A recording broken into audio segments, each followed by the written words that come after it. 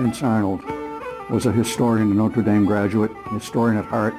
He was passionate when he started reading about Newport, that this story of the Irish movement into Newport and their contributions to building Newport, it was so important to have that memorialized.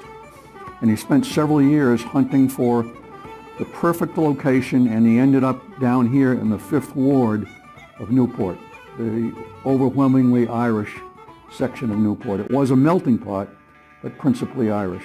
You will see that it tells the story of the Irish emigration out of Ireland into Newport County and the contributions to building it, how they worshiped their religion here, how they lived in the 5th Ward, and the things that they did for entertainment. They were persecuted for a variety of reasons. Poor, uneducated,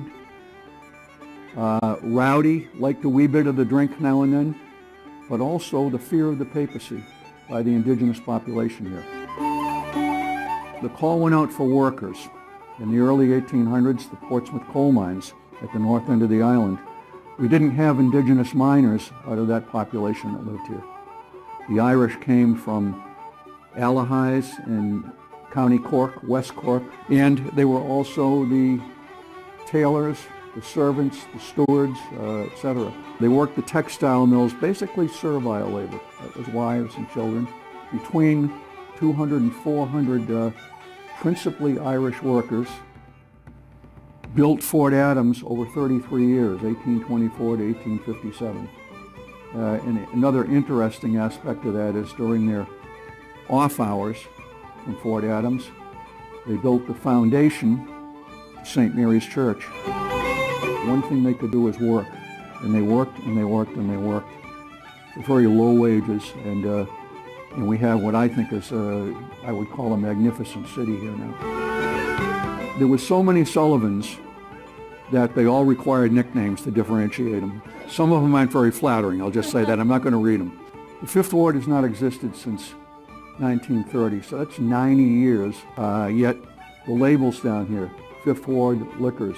St. Augustine's Church is 1 5th Ward square. 5th Ward was important because as the Irish moved out of Kerry Hill and off of the Bannister's Wharf and the waterfront to this area, they were able to live here and then walk up the hill to the mansions, which of course was there.